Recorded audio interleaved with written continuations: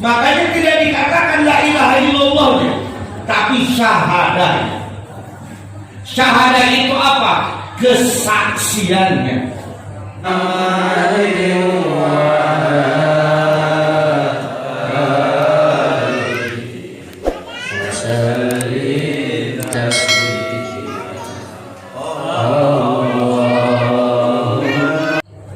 Makanya tidak dikatakan la ilaha illallah, tapi syahadah.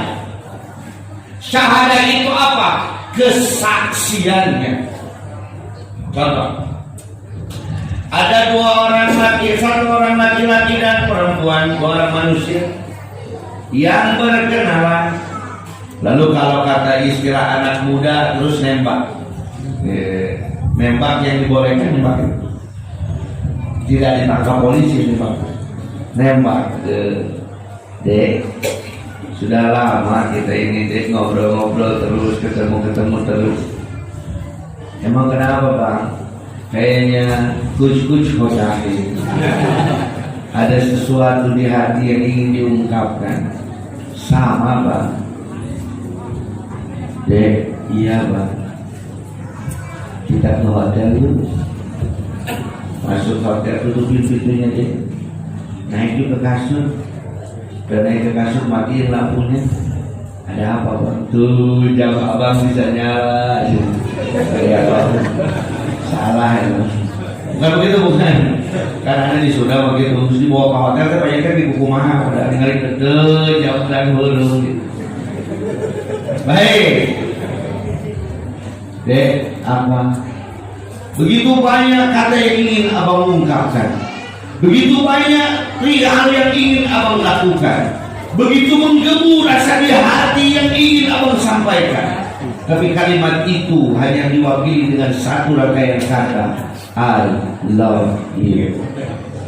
Abang, tidakkah abang tahu bahwa setiap ketemu abang dan ini berdebar? Setiap abang tersenyum, dunia terasa indah. Maka aku akan menjawab, aku cinta kamu. Wah, akhirnya pacaran. Setelah pacaran, ternyata pas ketemu nggak senyum-senyum aja. Ternyata pas ngobrol malah nggak mau ngobrol. Pas ketemu nggak senyum, jauh nggak kangen, dekat nggak rindu. Kira-kira si ceweknya ini, perempuannya ini melihat cinta tidak dalam kehidupan si abang? Berarti ucapan I love you tadi benar-benar atau bohong?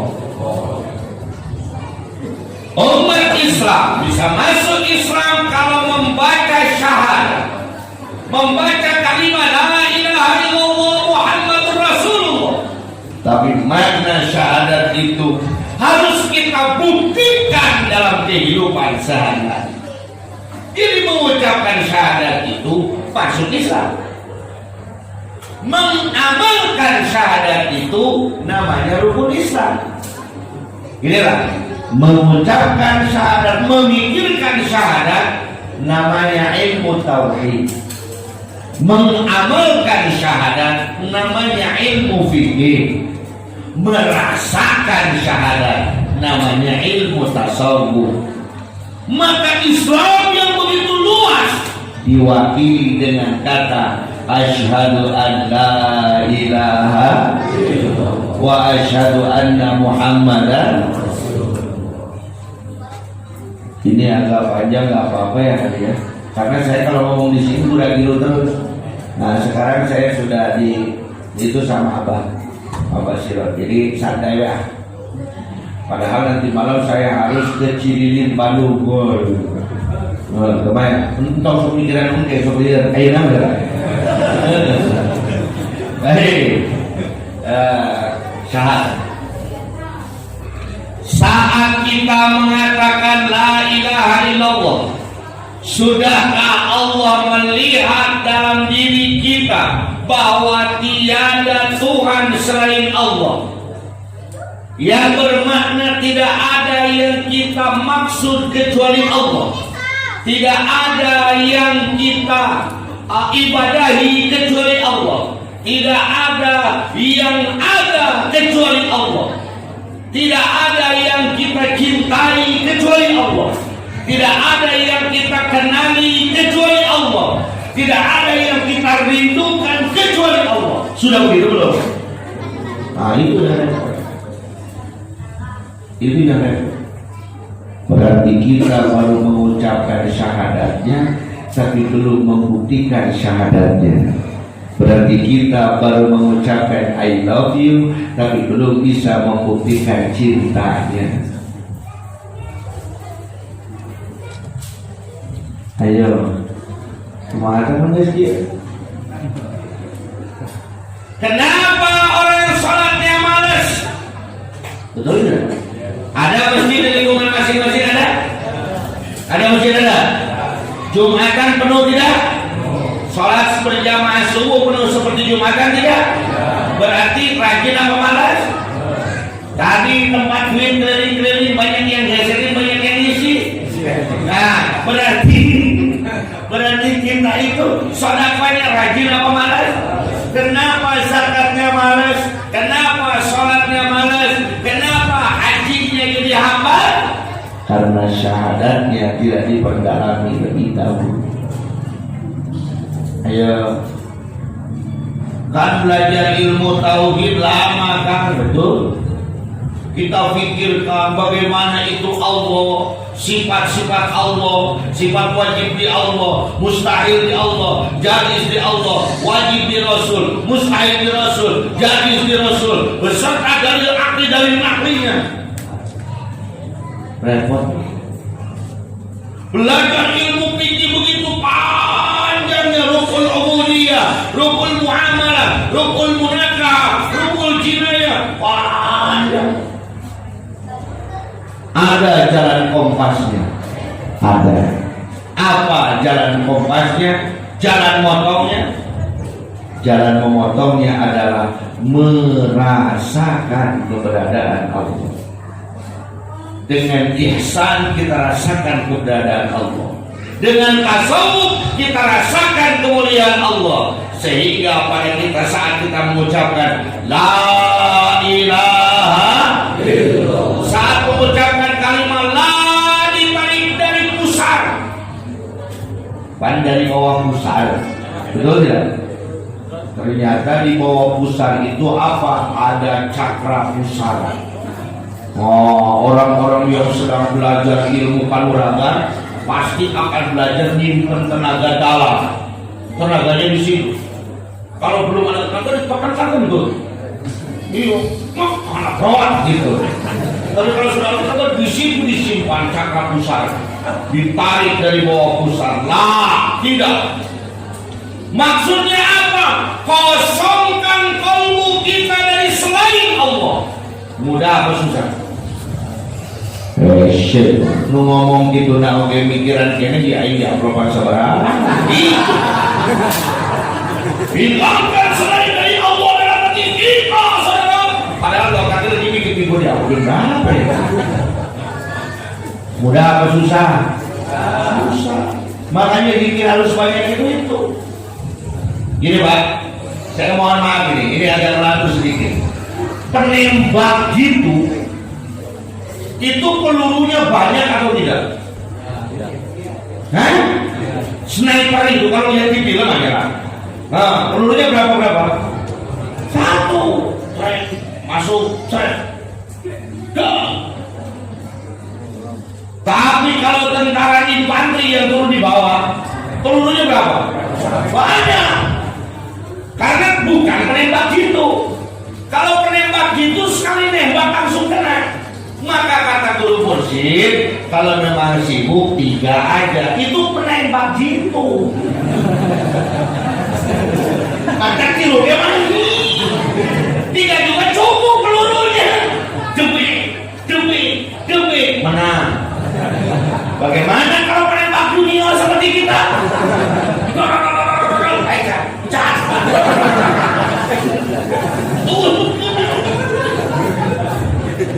Jadi kenapa pasukan dikasih peluru amunisinya banyak? Lalu kena apa itu mana? Kadang bukan karena dibidik, itu dari dibidik kita gerak-gerak. Lah, kosongkan semua. Mengkosongkan itu dalam istilah tasawuf namanya takholli. Namanya takholli. Kosongkan kolbu kita, coba lepaskan. Be a freedom. Gitu. Apa itu ya? Lagunya Bob Marley itu. Song of Freedom, lagu kebebasan. Lepaskan semua beban. Lah, tidak ada yang membebani diri saya. Tidak ada yang saya cintai. Tidak ada yang saya harapkan. Kosongkan semua. Karena kalau mau nanam pohon di hutan, yang pertama dilakukan itu bukan dari benih, tapi membabatnya dulu, membersihkannya dulu. Nggak bisa main tanam-tanam aja. Ya kalau orang kawin, kalau mau nanamin urat itu, ya minimal kita harus menghilangkan pacar yang lainnya dulu. Terus kita menundukkan orang tuanya, terus kita nikahin. Jangan main tanam-tanam aja sembarangan. Jamur kali bisa ditanam di mana-mana. Kalau jamur yang menangnya itu mah nggak bisa. Baik, kosongkan semua. Mudah atau sulit? Maka di dalam Sirrul Asrar, di dalam Miftahul Sudur, kalau memang sulit untukmu untuk menghilangkan semuanya, maka proseslah segala sesuatu supaya menghilang bersamanya. Ini bahasanya agak susah nih. Kalau memang kamu tidak bisa menghilangkan semuanya, maka proseslah segala sesuatu supaya menghilang bersamanya. Esenya bahasanya itu. Itu bahasa hitam sebenarnya. Ulangi. Bahwa dengan mengucapkan la itu menghilangkan segala sesuatu yang ada dalam hati kita. Hati adalah cermin. Pas pakai cermin, oh nggak ada muka kita. Ini mukanya yang rusak, apa cerminnya yang kotor?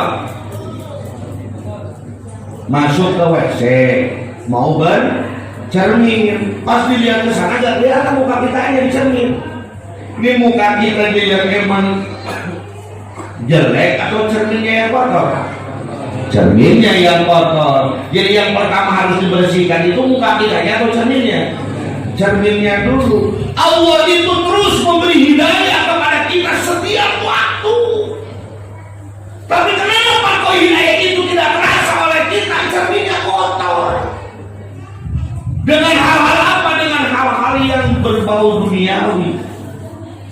Harta, benda, jabatan, tahta, wanita, dan lain sebagainya. Susah tidak dihilangkan? Susah. Maka kalau memang sulit untuk menghilangkan, contoh ya, kan ada orang itu Pak hidayah masuk torikotnya macam-macam. Kenapa belajar tarekat? Bisnis hancur, sangsara gara-gara lockdown gitu. Mertua ngamuk, istri marah, anak-anak sakit, sudah nggak bisa lagi. Saya harus mencari ketenangan hati. Datang ke sini. Maka saat dia berpikir yang jadi masalah itu kotorannya. Jadi kenapa belajar pikir? Wah Pak, saya ini pendosa Pak, sehingga saya ingin bertobat. Setiap manusia pasti punya persoalan masing-masing sebab menjadi dia masuk di dalam tarekat. Tetapi saat sedang belajar tarekat, sebab itu harus dihilangkan, dihapus dengan kalimat la. Saya la-nya dulu. Santai bos. Tenang bro, tenang. La-nya dulu, hilangkan. Kenapa Kang? Hayang boga mobil. Bagi yang belum punya motor Pak, pengen punya motor, betul tidak? Betul. Apalagi kalau di nongkrong, aduh itu yang jalan pengen kayak anak-anak di BC bisa touring. Aduh pengen, ya Allah aku minta motor. Maka pas bikin itu jadi rubah di hatinya. Mulutnya lagi kayak Maka hilangkan NMAX-nya, motornya. Bagi yang sudah punya motor, pengen punya mobil, Pak. Jangankan ngelihat Land Cruiser yang baru, yang XLT-nya, yang baru. Apaan sampai petel lain, ya Allah. Lupa motor baik, kapan aja. Coba kalau saya punya Avanza, kan bisa bawa Ivan, mana gimana? Ya, saja mana akhir. Munafik lah. Gak apa-apa. Oh, gak ada ikhlas tanpa munafik dulu, ya kan proses. Itu melihat pangkat Avanza, Allah. Bagi yang sudah punya mobil, sudah mulai bisnisnya agak bagus, mulai melihat kendaraan malam yang lain. Nah, itu apa? Ningali kena buat-buat Allah Akbar. Yang di rumah nggak sehebat itu, kenapa dari? Maka pantat jambu dada muda anak satu begitu menggoda. Allah, ada yang pusingnya karena sakit hati. Ayo kita proses, kosongkan semua itu dengan kalimah la. Maka nabi pola itu yang benar ya.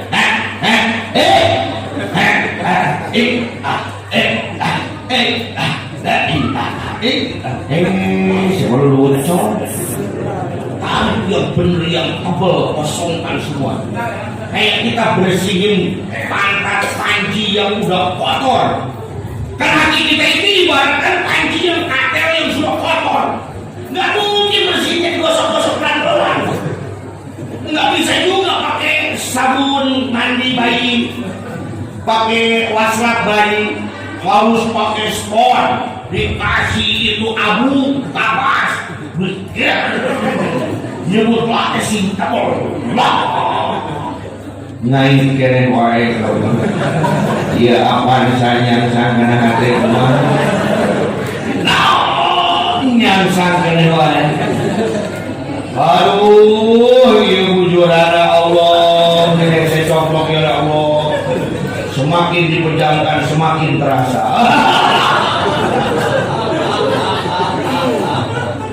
Bagaimana kalau sudah begitu? Maka kita proses supaya menghilang bersama namanya. NMAX itu motor, rangka utamanya terbuat dari besi. Besi asalnya dari biji besi dari tanah. Tanah asalnya dari cahaya Rasulullah. Cahaya Rasulullah dari Allah. Ingat NMAX ditembuskan, ingat Allah. Diproses. Seperti bagaimana? Seperti saat orang pacaran terus dikasih sapu tangan sama pacarnya. Mungkin tangan kecilku ini tidak akan selalu bisa mengusap keringatmu karena Tangerang panas, bro. Aku tidak selalu bisa di sampingmu karena aku bukan tumilan. Pak Dikobo nggak tumilan, sok kapal di samping. Maka kuwakili tangan kecilku dan hina ini dengan sapu tangan. Saat megang sapu tangan, ingat sama sapu tangannya atau ingat sama bebeknya? Nah, lalu kenapa pas masuk NMAX kok nggak ingat sama Allahnya? Itu yang istilahnya dengan dikir tembus pandangkan segala sesuatu. Kalau melihat si cepot itu dalam wayang golek, Petro garing itu dalam wayang kulit, jangan melihat wayangnya, tapi yang dilihat itu siapanya?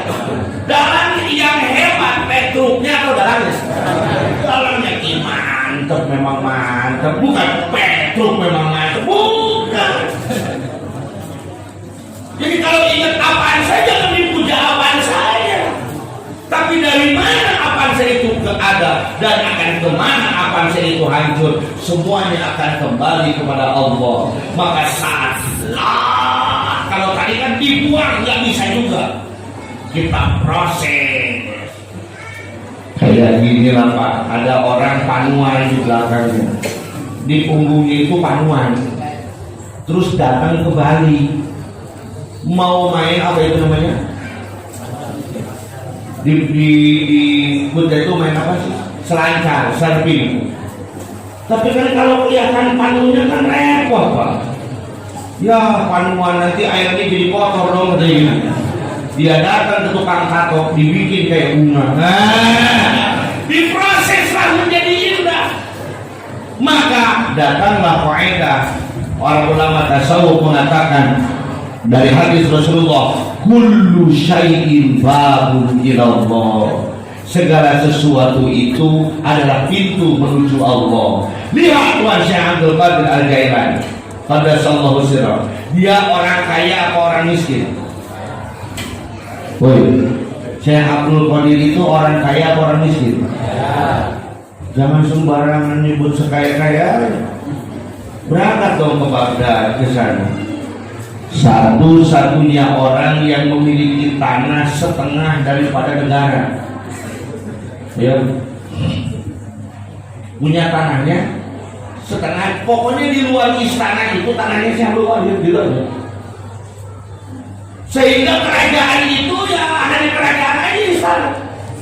Yang lainnya itu tanah beliau. Sehingga dikatakan kalau di Baghdad itu dia memiliki gunung yang terbuat dari emas. Sehingga didatangkanlah Amerika Serikat datang ke sana hanya untuk mengambil emas itu. Emasnya apa? Bukan emas Saddam Hussein. Oh, kaya. Kaya tidak? Oh, nggak ada yang ingin kita. Kudanya itu kan ada dalam Kobar. Kudanya itu kuda dari Uzbekistan. Saya kemarin ngobrol-ngobrol sama orang-orang yang suka main pacuan kuda. Satunya itu harganya itu kisaran 15 sampai 20 miliar. Yang dipotong itu dalam Kobar itu. So, ayo nabayang kalau mau buka mobil Ferrari itu. Ayo jelema hayang akina dibunuh Ferrari nakawe demi akina. Dia makan hatinya untuk orang, dia orang kaya. Tetapi semua itu kosong dan hampa karena terbalas oleh kalimat la, hilang semua. Dengan mengatakan la, hilang semua. Urang apa? Nesteka Allah yakin wae. Imalah hukum nesteka. Maka kenapa beliau semakin kaya? Karena segala sesuatu menjadi pintu kepada Allah, menjadi pintu kepada. Inilah Pak bahasa dekatnya mah. Kalau bahasa begitu kan saya melaung deh. Kalau bapak-bapak dibeliin sama ibu-ibu peci, papa, nih mama beli peci dipakai, mama. Kok aku jadi kayak ganteng sekali ya diberi peci ini, makasih ya Pak ya. Dipakai sholat, dipakai, dibersihin. Ini kan peci dari istriku. Kira-kira istrinya mau beliin lagi atau tidak? Oh beli lagi Pak. Ini bajunya, Pak. Ini sarungnya. Semua karena semuanya kita jadikan jalan untuk mencintai dia.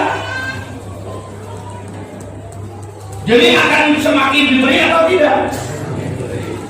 Bagaimana kalau sekarang dikasih peci satu sama istri, terus dipakai selingkuh?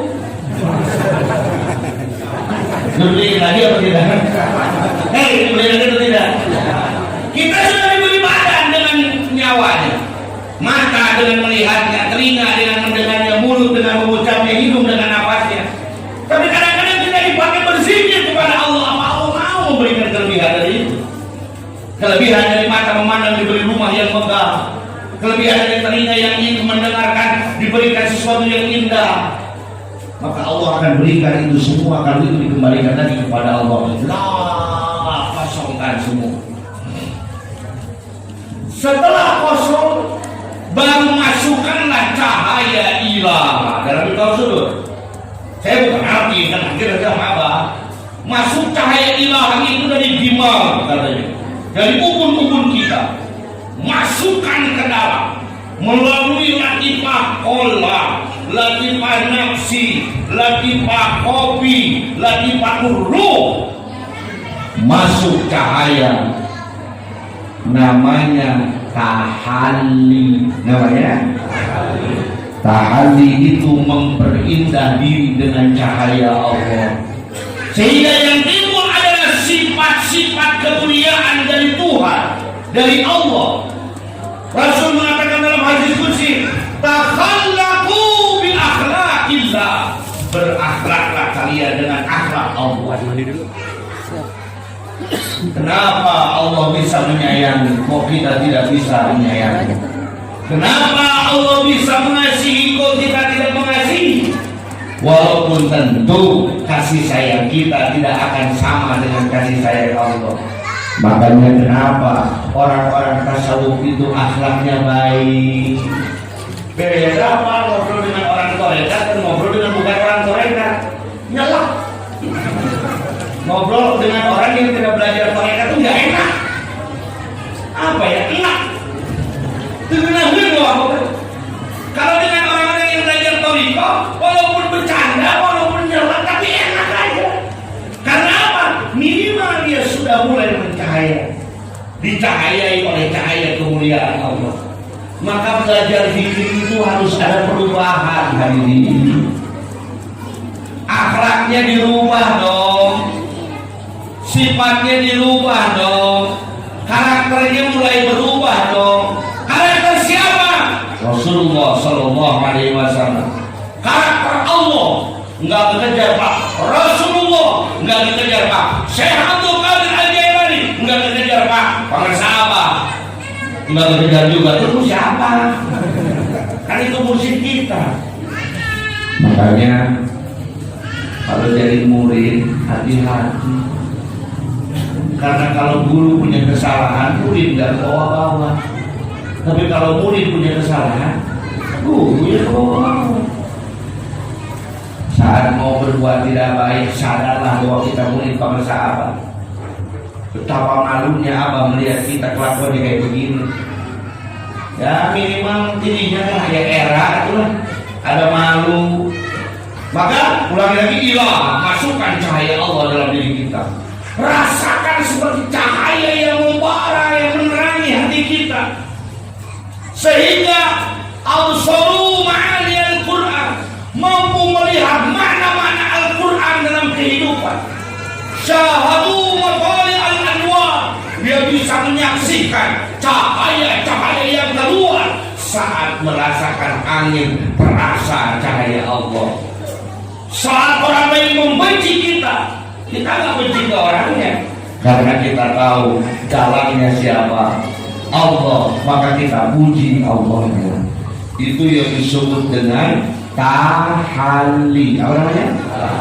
Tahalli. Memperhias diri dengan akhlak yang baik. Lalu kalimat terakhir adalah illallah. Semua hilang. Inna itu adalah istisna. Semua lebur. Yang nampak hanyalah Allah. Sehingga melihat orang tabrakan, mulut kita mengucapkan Allahu Akbar. Padahal yang dilihat tabrakan, tapi mulut kita mengucapkan nama siapa? Saat melihat keindahan, Subhanallah. Saat melihat sesuatu yang kurang baik, Masya Allah. Bukan saat melihat perempuan cantik, mau Masya Allah bingung, mau Subhanallah nggak enak juga. Akhirnya innalillah, karena dia udah punya suami. Bukan begitu ya. Maka mulut ini mengucap seperti itu. Mohon maaf ini kalau bahasanya jelek. Dulu saat melihat orang kafir, wah boy, kita mau beli aku. Waduh, sekarang kata orang Betawi, jemuran cianjur menyiar. Kata orang Betawi, buset. Orang Jawa Timur jampot. Yang mengucapnya begitu, berarti yang ada dalam hatinya itu. Makanya Ini yang hebat. Saat saya melihat orang Palembang sampai ke Aceh sana, itu kalau melihat apa-apa dia ngomongnya apa? Biasa man. Biasa man nih mulut. Coba tanya sama orang sana. Biasa man. Pak, kenapa yang biasa man? Memang begitu waktu biasa man sini. Biasa man. Lalu saya teliti, ternyata sama itu nama tarekat. Saya sama. Mundi orang mah kalau dikira pas lihat apa-apa gitu. Mereka nyebut dia sama. Berarti yang ada dalam hatinya itu. Kalau yang keluar campur, yang berarti dalam hatinya itu. Kalau yang keluarnya bagus, bebu, ya betul di dalamnya. Karena apa yang sedang kita sembunyikan di dalam akan terlihat dari luar. Itu sunatullah, bro. Pak. Sunatullah. Memang sudah seperti itu. Kalau mangganya matang, warnanya agak menguning. Kalau pisangnya matang, warnanya agak menguning. Seperti itu. Kalau di dalam hatinya masdudi api salamin bawatin, zoharatil zohir. Apa yang kita sembunyikan di dalam itu yang akan dilihat oleh orang lain. Maka isilah di dalam dengan Allah. Sehingga dari la nanti akan ada la matluba illallah, la maqsuda illallah. Dari ilaha la ma'buda illallah, dari illallah la mawjuda illallah. Dikumpulkan dengan la ilaha illallah. Jadi kalimat la ilaha illallah itu hebat tidak? Dahsyat tidak? Maka saat kita mengucapkan la ilaha illallah, terkumpullah tahalli, tajalli. Sedangkan tahalli, tajalli adalah hakikat dalam ilmu tasawuf. Maka la ilaha illallah disebut kalimat thayyibah. Sehingga pada saat mengucapkan la ilaha illallah, saat otak kita sudah tidak bisa berfungsi. Jadi kalau mau otak kita baru ngandelan oleh roh. Dari itu. Tapi pakailah rasa. Itu nggak enak ngomongnya deh. Ayo. Saat kita sama istri, lagi sama istri malam-malam, matikan dulu otaknya. Jangan mikirin di kantor, mikirin pekerjaan, utang belum dibayar, di korektor udah datang, usaha lagi gembreng, udah bangun. Iya nggak? Jadinya istrinya jadi nyoman lo gitu. Matikan dulu otaknya. Yang dipakai adalah rasa. Karena rasa gak pernah bohong. Ini sedang. Karena rasa adalah segalanya. Apa? Yang penting rasanya anak sampai ketendang, bantal sampai digigit, ranjang sampai kuning. Karena apa? Mengutamakan rasa.